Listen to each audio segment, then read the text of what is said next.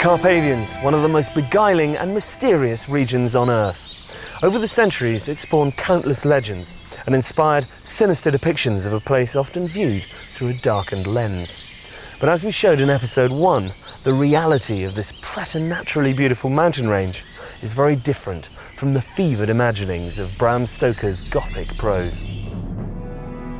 Here is the last great wilderness in Europe, where predators like wolves, bears and lynx still roam freely, and traditional rural cultures survive despite the rush to modernize. This time we follow the southern arc of the mountains, from the Iron Gates, a deep gorge carved by the Danube, and heading east through national parks, past hot springs, ancient citadels, monuments, wineries and medieval villages. We rejoin the Danube on the other side of the mountains, where it branches like an enormous tree to form its dendritic delta. On the way, we will see very different environments. The Carpathian Mountains, home to the largest concentration of old-growth temperate forest in the world, and by contrast, Europe's most expansive wetland, a vast reed-covered haven for rare and exotic fauna.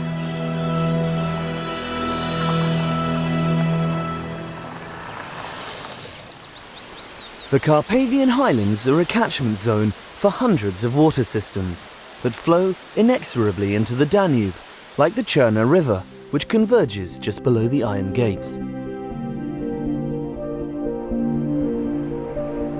As with much of Romania, this is an area rich in history.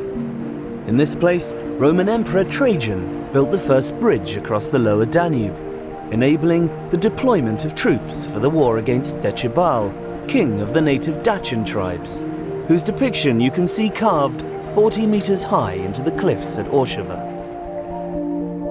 On their march towards the Dacian capital Samisegetusa, the Romans discovered a utopian valley, where hot water flowed steaming from the hillsides. Here they built opulent baths and founded the town of Herculani, which grew to become one of the world's most famous spa resorts. But since its heyday in the mid-1700s, Herculani has fallen into decay. Only now have its fortunes begun to recover, with a new 5-star hotel about to open and a raft of other projects in the pipeline. The old town is constructed around springs, which possess differing mineral properties, believed to cure a variety of maladies. For instance, there's one for the eyes, another for intestinal complaints. It was in the 1730s, during the time of the Great Habsburg Empire, that Herculani rose to prominence. Numerous regal resorts sprang up, all dressed in the gilded opulence of Austrian Baroque, and host to a firmament of kings, queens and glitterati. However, the end of the Habsburg era and the steady decline of foreign visitors meant that its fortunes peeled and faded, like the plaster and paint that covered its palatial streets. One of the victims of this creeping dereliction is the Neptune or Imperial Baths.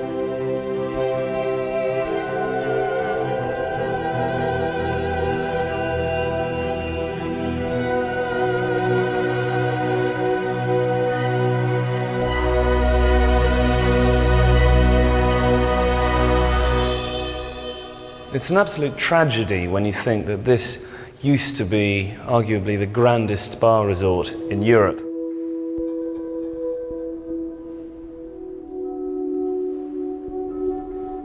Thankfully, there are now plans to restore this incredible monument, along with a number of other historic structures.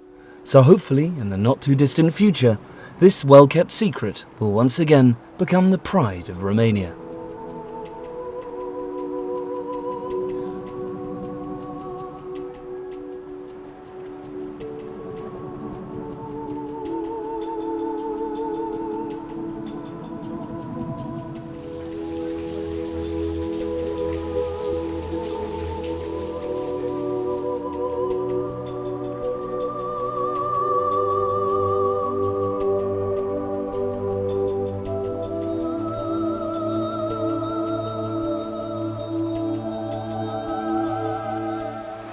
An edifice less likely to collapse anytime soon is this concrete leviathan, a communist-era construction that, like a Russian doll, hides deep in its belly a priceless treasure: the original Roman spa.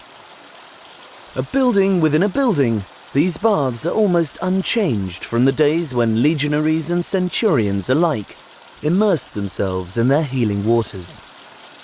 The fame of the springs was such that it spawned a legend from which the town took its name. Baile Herculani, or the Baths of Hercules, was alleged to be the place where the son of Zeus stopped to freshen up before heading off to tackle the Hydra. A fight so monumental that the serpent's death throes wrung great gouges from the bedrock, the evidence of which you can still see an hour's drive further upstream.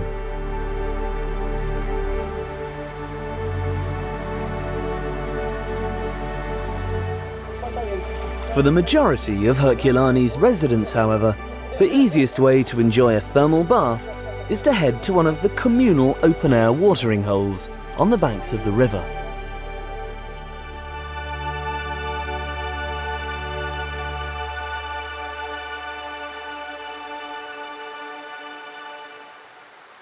The surrounding hill country above Herculani is wild and solitary.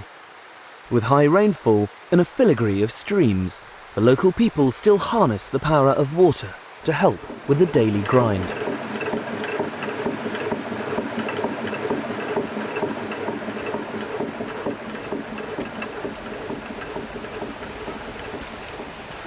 This really is the ultimate in sustainability. Serena brings her grain up here by cart. She grinds it using the water from the river, and then she transports the flour back to the village, again by hand, to feed her family and her pigs. At no point is any electricity or gasoline used in this process.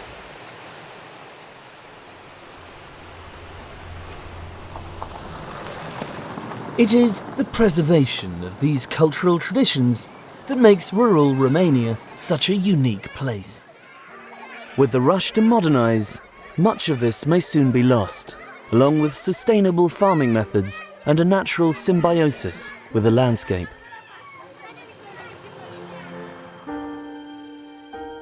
The Carpathian foothills northeast of Herculani provide an ideal climate for the renaissance of an industry that was banned by the Dacians because of its detrimental effect on discipline, namely viticulture.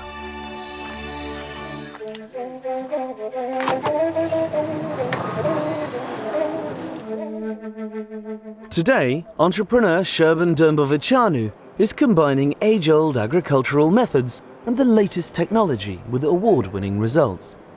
The natural environment here makes a microclimate, which is very good for the wine growing. So the forest contributes to the flavor of the grapes? Yes, exactly. Our vineyards are surrounded by very old natural forest, so this microclimate helps a lot in getting a very original taste. When we took over this place, we found only ruins after the communists, and we had to start again from zero. So we replanted again everything, and we renovated the cellars. In fact, at the beginning I was thinking this activity more like for a hobby, but there is a lot of hard work, and now it's taking all of my time.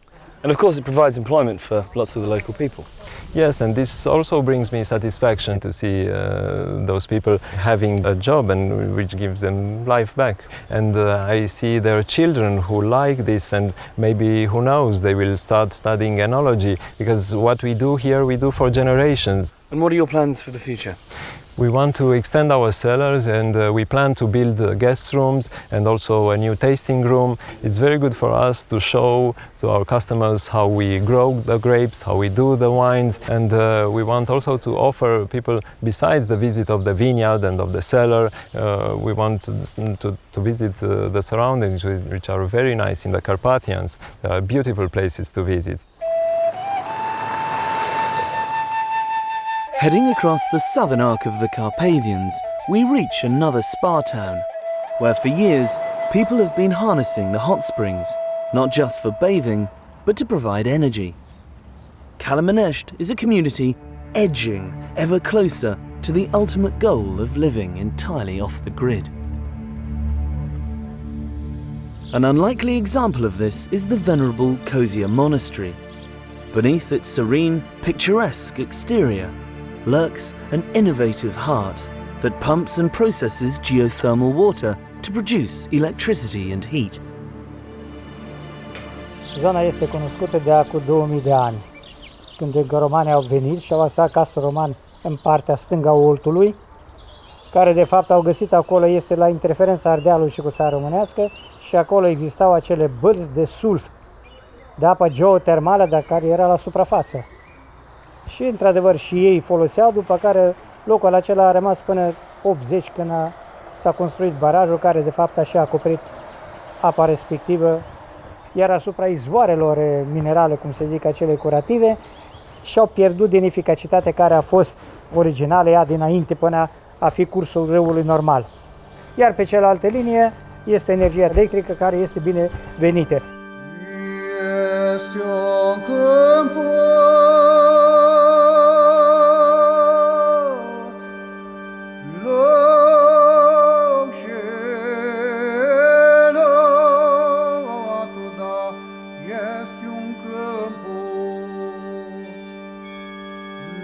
The rare beauty of the hills around Calmenești has had a strong spiritual significance since early Christian times.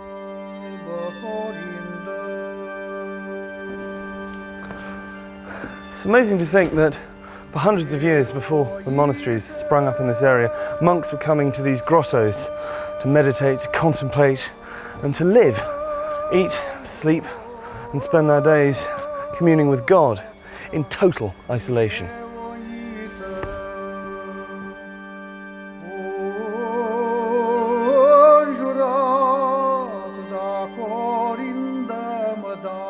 Rising heavenward above the River Olt is the Great Cozia National Park, containing some of the highest oak and beechwood forest in Europe.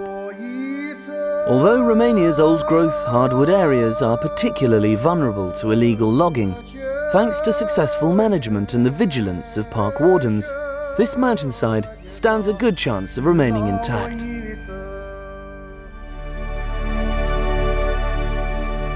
Travelling east again, you reach the roof of the Carpathians, where the mountains are at their most bleak and breathtaking.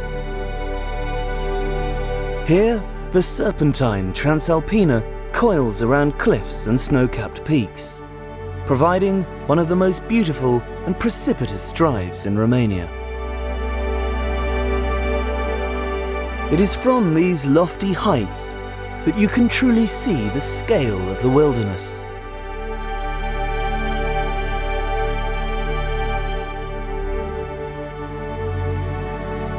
This sea of green that stretches to the horizon contains Europe's last great expanse of pristine forest. Sadly, you can also see the extent of its ongoing destruction. Below the tree line, much of the forest has already been lost, in part due to the restitution of land to private individuals who then harvest the wood or sell on the logging rights. I am on my way to meet one of the most outspoken of these landowners, a well-known figure who works tirelessly to address this and many other social problems. Princess Margarita of Romania.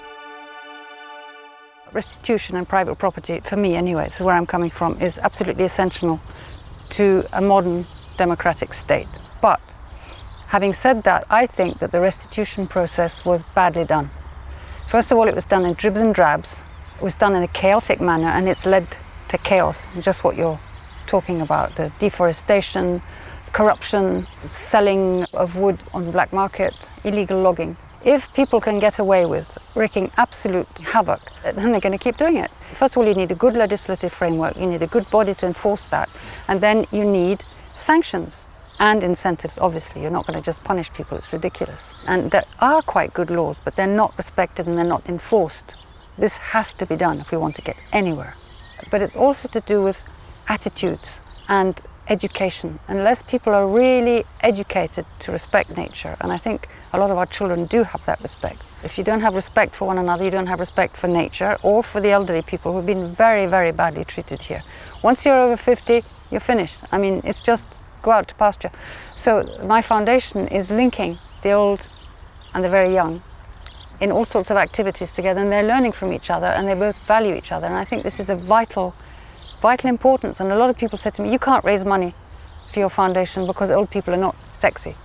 But in fact, the amount of knowledge that the children get from them are extraordinary. And there's a huge spark of energy that comes out of that connection between the generations. Do you think it's possible for people living on the edges of the forest to have a sustainable livelihood from the forest itself? Yes, I do. If you set in place a proper policy and proper rules and regulations that people who can work from crafts, from cultural tourism, agro-tourism, etc., this is something that can definitely allow people to make a living out of their land. And it has to be done because forests in Romania should be a strategic development point in the whole of Romania. It's not something that can be used up, because once it's used up, it's gone. It could be the best brand Romania has. There's no choice. Either you do it or it's the end of everything. And it's absolutely vital to the future of Romania. One area that is thankfully now protected from hunting and logging is the Buceci Natural Park, a short drive from Brasov.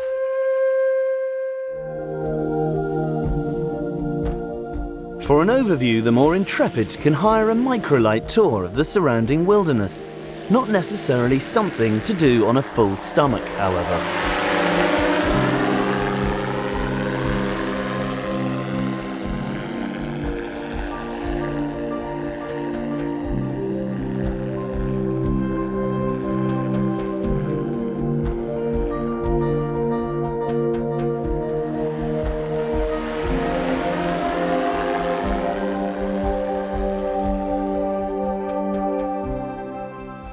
But for full immersion, the only way to properly appreciate this vertiginous paradise is to pull on your walking boots and head out on one of the many trails that crisscross its rugged slopes.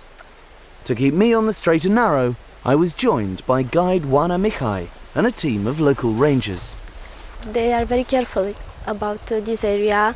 They do not allow to cut trees. Animals are protected, and nature is in its wild form. So there's no hunting here at all? No Not even hunting. in a limited, sustainable way? No Nothing. hunting, nothing. I wish more areas of the Carpathians were like this. It would be lovely, because here the nature is in its purest form. The ecosystem regulates itself. Yes, it is not interrupted by humans. Do you think this is the way forward for this part of Romania, that by attracting people here for adventure tourism and hiking, that it will provide a sustainable income for the people who live here? Definitely, because we have the place that allows us to do adventure tourism here, and people really need this money coming from tourism. Hiking through pristine forest, past alpine meadows and razor-sharp crags, you are once again overwhelmed by how fragile and unbelievably precious this landscape is.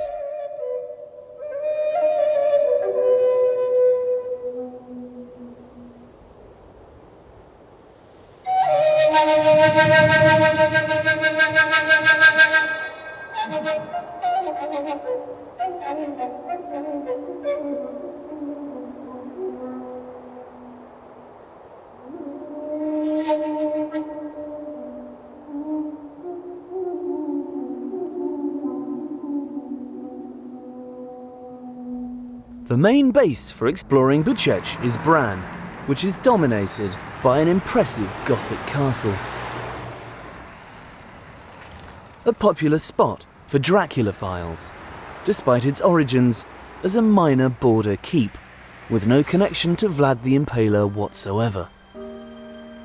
Nevertheless, Bran Castle is a good example of successful restitution. Its Gothic splendour draws tens of thousands of visitors every year, and the tourist industry here is booming. The castle was nationalized in 1948 together with all other royal assets. In 2001, a new restitution law was adopted. At that time, the owners filed a claim for restitution, and 5 years later, in 2006, they managed to finish the restitution process. It took only 5 years. In many other cases, it took much more. In some cases, claims are still not settled. So it is a successful story.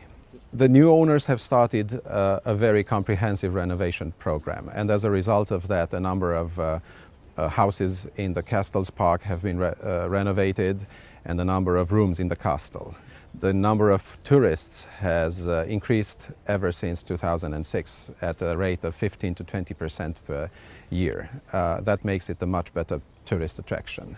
And the castle is now open to private events. It happens on a very frequent basis that people are coming to celebrate to Bran Castle. As a result, the whole village of Bran profits from the restitution. How do you as a Romanian feel about most people associating Transylvania so closely with Dracula? Well, some Romanians believe that Dracula being associated so closely to Transylvania, it's an insult to Vlad the Impaler, who was a hero of Romania and has defended the land against the invaders. Personally, I believe that the myth of Dracula, it's a very good story, it's universal, people want to hear about it, and therefore we should use it and be proud of it. If you prefer somewhere a bit wilder and more in keeping with the surrounding environment, there are also a number of spectacular lodges that offer a more authentic way to experience this breathtaking area. Like one overlooking 2 national parks high on the Balaban Hill outside town.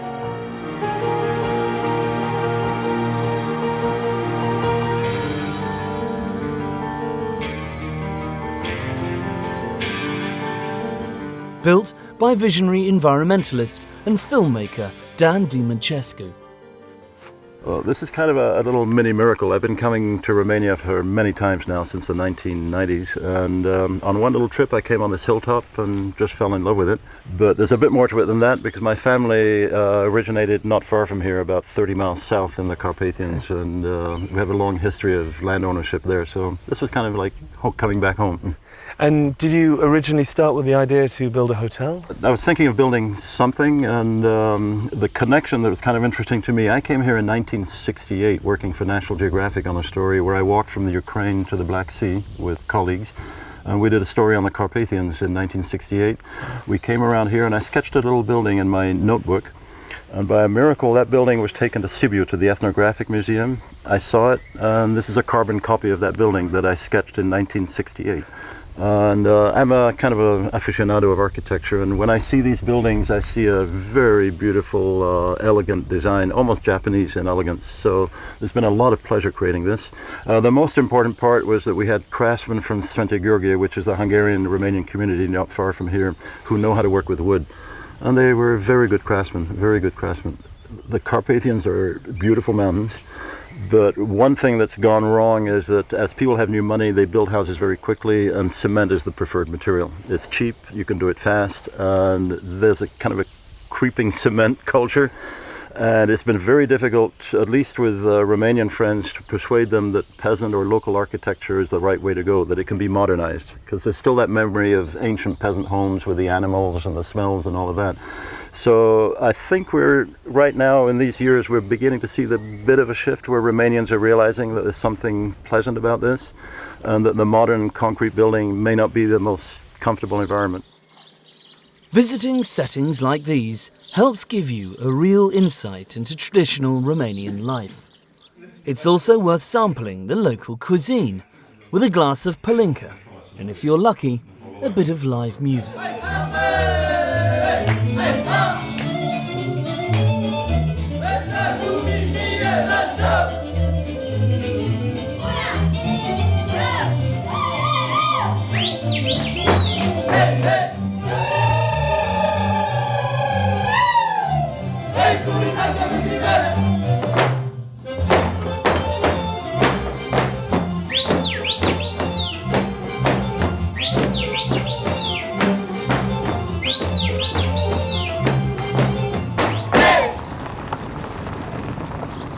It's places like this lodge near Bran that are at the forefront of cultural tourism in Romania and represent one of its best hopes for the future.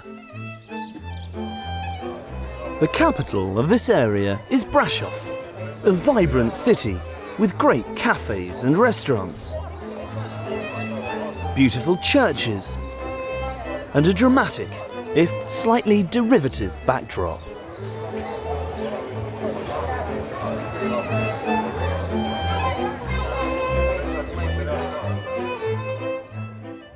From here, you can head north to experience Transylvania's Saxon communities.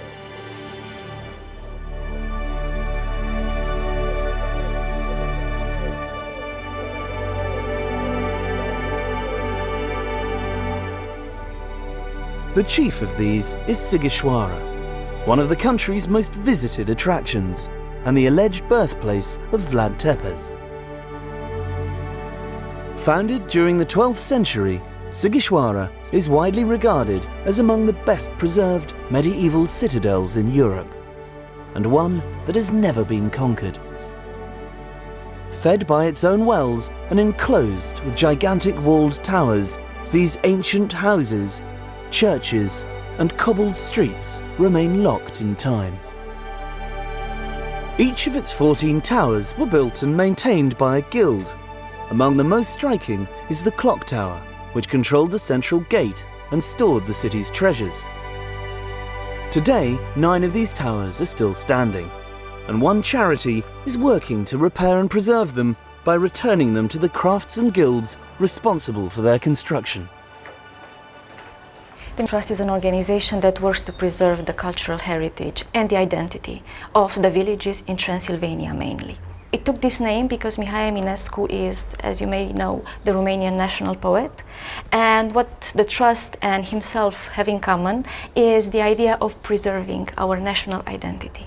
And this is primarily within the Saxon areas of Transylvania? Most of all, we work in the counties of Brașov, Sibiu and Mureș. And we're working in the villages that were populated by Saxons who most of them left after the revolution and who were then repopulated by Romanian and Roma population. But also we're working in Sighișoara, where again we're trying to touch the architectural heritage, the tower that you're seeing here, as well as the natural heritage. But it's not just about preserving the buildings, the architecture itself, is it? It's not. One thing that is specific to Romania and it makes us proud is that this architecture, this wonderful nature is lived.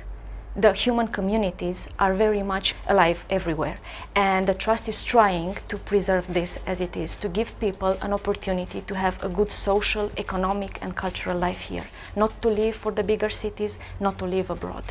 Our intention would be to have in time in Sighișoara a craftsman working in every tower.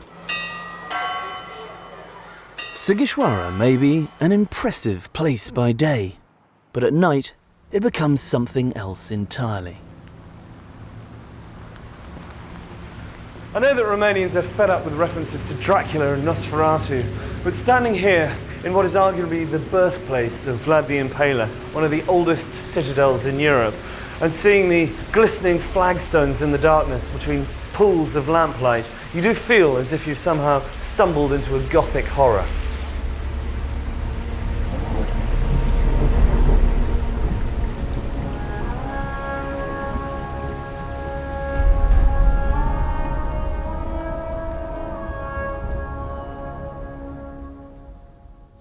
As we continue our journey towards the coast, the mountains give way to lush pasture and rich agricultural land, once again ideal for Romania's burgeoning wine industry. Further southeast, the foothills melt away completely, and one increasingly encounters a different kind of wilderness.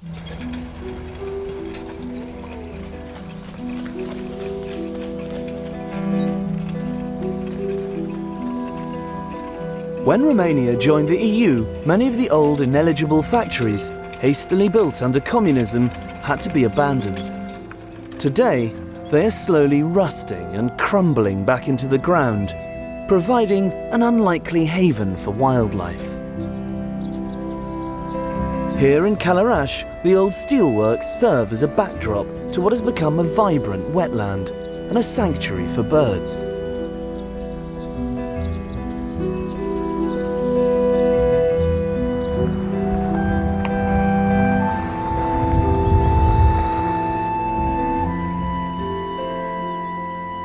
Might not be to everybody's taste, but I think there's something profoundly beautiful about this post-industrial scene because it represents a rare example of nature reclaiming the landscape from man.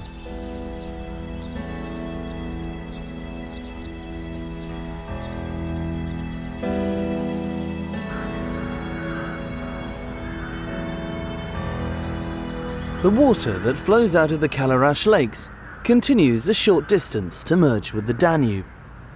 Now even larger than when we saw it last, and thanks to the vast alluvial plain it has to cross to reach the coast, about to undergo a dramatic transformation.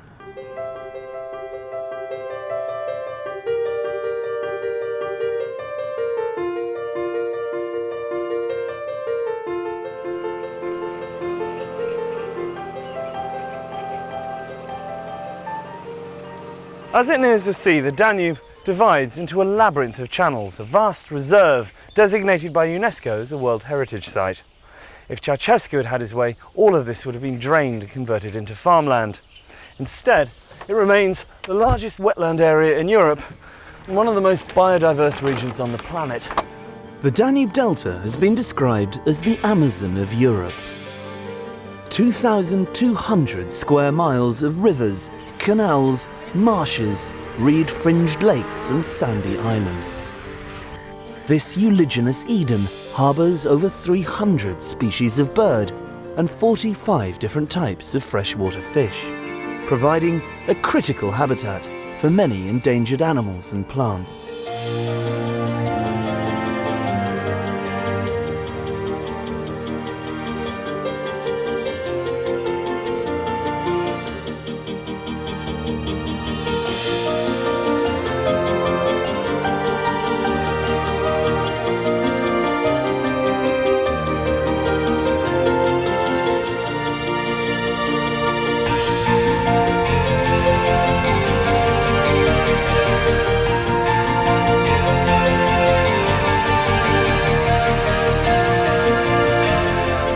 A multitude of people come here every summer to savour life on the water and sample the Delta's unique cuisine, and restaurants and hotels like this one, situated on the banks of the Sulina Canal.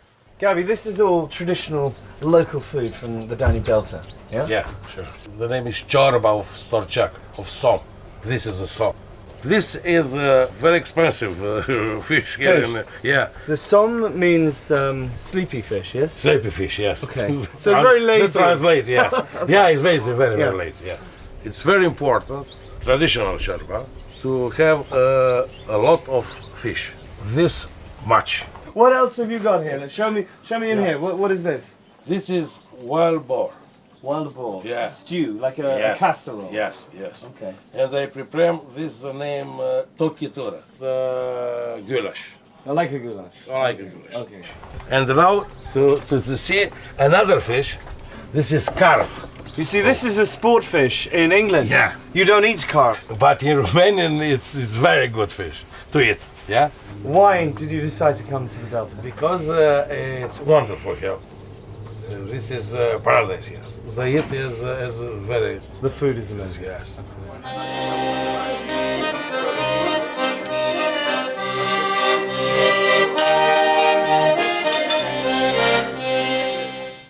One of the most beautiful parts of the Delta is Letia Forest, the oldest national park in Romania, located between the Sulina and Chilia branches of the Danube.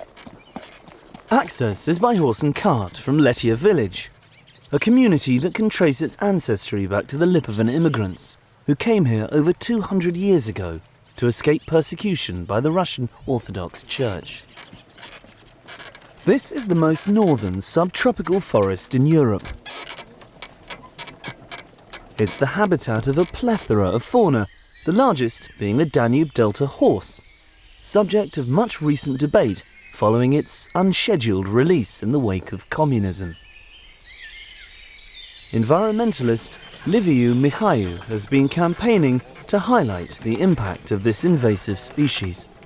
I know there's been a lot of controversy about this issue. Some people have said they should be culled, other people say they should be allowed to roam free here in the forest, but there has been an impact, hasn't there? Already a visible impact. Yes, the specialists saw this impact on the trees, on the species, and maybe in 10 or 20 years will be a mess for this unique forest. You know, it might be irreparable damage to the ecosystem. They are not to be slaughtered, they are to be relocated. Maybe 100 of these horses maybe remain here for the tourists. And maybe one day we'll have a Romanian Mustang, you know, in this forest, after 5 or 6 maybe generations, you know. Of course. The traditional way of life here in the Danube Delta, as with other remote corners of Romania, remains largely uninterrupted. Man living in harmony with nature, although sadly that is beginning to change. The biggest influence, both in terms of its destruction or salvation, once again is us. The exodus of inhabitants is dwarfed by the annual influx of tourists. As with some areas we've seen, unsympathetic development is burgeoning, while riverbanks and waterways are being damaged by speeding traffic. But there are people and organisations working to save this watery paradise. Like an initiative to encourage a more harmonious approach to exploring the Delta. I caught up with founder and former Olympic canoeist Ivan Patzaichin, for whom this region has always had a personal significance. Copilăria mea a fost frumoasă. De mic, primul lucru pe care mi-l aduc aminte că m-am trezit într-o dimineață în baltă cu bunicul meu. Eram în vârful bărcii, așa. Și asta mi-a rămas foarte plăcut, impresionant. Școală, îmi plăcea la școală să merg, pentru că de foarte multe ori la școală trebuia să mă deplasez cu barca. Toate lucrurile astea erau pentru mine normale, iar nicio clipă nu m-am gândit că voi ajunge și în sport. So now you've moved back here and you're involved in various projects. What are you doing? Este proiectul România care promovează un turism lent, care promovează tradițiile și cultura din zonă, protejează și natura. Așteptăm și turiști care să respecte această frumusețe de Toro, you're working with Ivan on this, yes? Yes, and it's a great honor for me. One of the targets of our project is to bring tourists which is interested about what the nature and the local people can offer without any special investment. And this is the reason why Ivan and me, we are not trying just to promote the ecotourism. We are also trying to build partnership with associations which can bring know-how. And I think if we put on the same level the need of infrastructure with the need of protecting nature, and we will invest the same amount of energy, money and pride in this, I think we can solve this problem.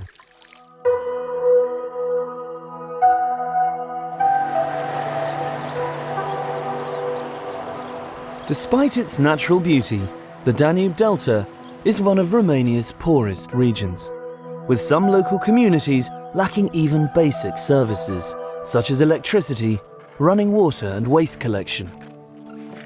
Many of the inhabitants rely on subsistence agriculture and fishing, with communities depending on the summer months to generate sufficient income to survive through the winter. While the Delta still has an abundant supply of fish, numbers are declining rapidly due to overfishing and poaching. Today, 5 out of the 6 species native to this region are listed as critically endangered. Standing between them and extinction is the last line of defence, the people whose job it is to protect this fragile ecosystem. This is Fiorel and Vasily. They're part of the Delta police team. Their job is to come out here at night and try to catch the poachers, which is not an easy task. As dawn breaks, we join one of the other teams out on patrol. Tensions are high as news comes through of a potential sighting.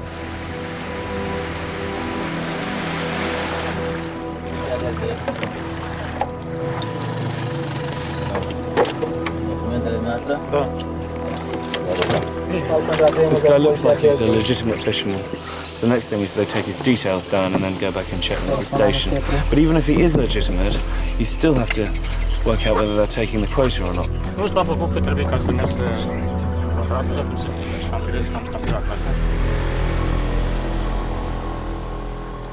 Pentru a forma un om să lucreze pe linia asta de muncă e foarte greu pentru că Delta Dunării are o întindere foarte mare, o suprafață foarte mare și fiecare ar trebui să cunoască exact zonele în care lucrează, în care își desfășoară activitatea. Moments later, we have another sighting. The team roars into action.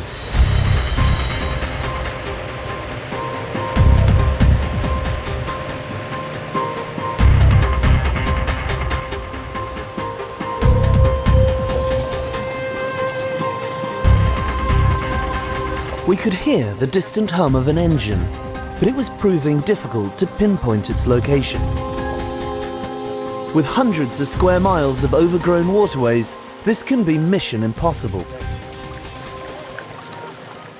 Why do you think that guy got away? Apa mică, vegetația deasă, au bărcuțe mai mici, dar n-am făcut datoria și nu ne-am lăsat. N-am dat înapoi și braconierii trebuie să înțeleagă chestia asta, că nu o să dăm niciodată înapoi. Tourism is now providing an alternative livelihood for many inhabitants of the Delta. And encouragingly, more environmentally conscious hotels are springing up amongst the reeds. I spoke to the founder of one of the first. GB, how long have you been living here in the area? Yeah, I started for 10 years ago, walking and travel around the area, the Broja country, and I get an inspiration from the peasants' houses. And I like to continue the traditions, you know.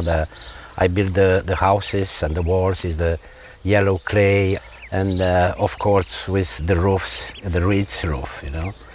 What I find constantly surprising is that despite the fact this is quite an inhospitable landscape at times, there is such a rich convergence of history here. You know, the first one was the Greeks, we have the Romans, after that the Turks, and if you look there to the right side, you know, the road, you know, is the Silk Road.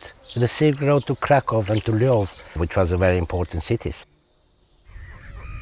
Getting out on the water and seeing the wildlife may be one of the chief reasons for visiting the Delta, but the cultural landscape is equally compelling. Like the medieval villages of the Carpathians, the traditional way of life has endured here, unchanged for hundreds of years.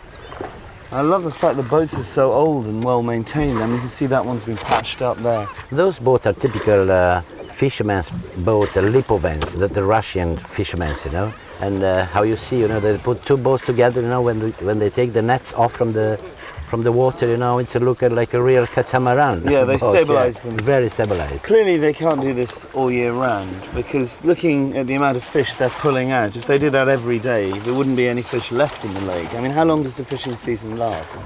It's a special situation with this lake. It's called a Babadag lake. The fishing season is an all year season. The guys from here have a special fish farm for the small fishes, you know. So they're constantly restocking the lake with young fish. Yes. How often do these guys come out here? They are coming daily, except on Sunday. They start rather early in the morning, 3:30, 4 o'clock. They already get a breakfast around 6 o'clock, you know, and around 10 o'clock they have a fisherman soup. It's been their lunchtime. And they make that out here? Yeah, they make it in their boats. It's an old tradition. Bon appetit, Charlie. Yes. Oh, that's sensational. Yeah. I tell you what, I know they eat this every day, 365 days a year, but I wouldn't get tired of it. It's pretty good, isn't it? Yeah. Well, they're really strong and slim guys, you know. You can see it. Yeah, absolutely. I think the taste, you know, is the water lake, you know. Well, there's so many fish in this lake, it seems that the water's probably like a natural fish stock anyway. Yeah. So, not so sure about the brandy, but Not the would brandy. they be having brandy at this time of the morning? You know, they start to have a brandy very early in the morning and very late in the night time, you know. Well, of course, Yeah, that is typical Russian tradition, you know, to enjoy the vodka. You know.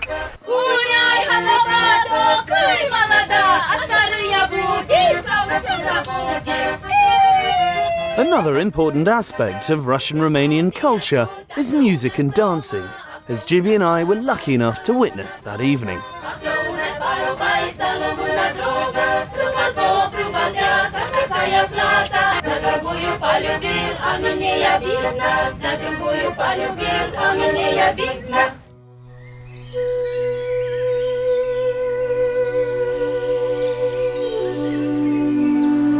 As the delta finally merges with the Black Sea, this part of our journey comes to a close. Over the last hour, we have seen many contrasting environments, all of which are fragile, stunning, and irreplaceable. Romania is a country of epic beauty, boasting Europe's largest surviving area of virgin forest and its greatest wetland. But these are not just worth preserving for dry academic reasons. It's landscapes like the Danube Delta and this one here in the Carpathians that could ensure a lasting prosperity for the people of Romania. If they're properly protected and managed, then they'll become an inspiration and an example to the rest of the world. However, if the rivers are polluted and the forests felled at their current rate, then this whole region will resemble that hillside behind me, as bleak and ecologically barren as Snowdonia or the Highlands of Scotland.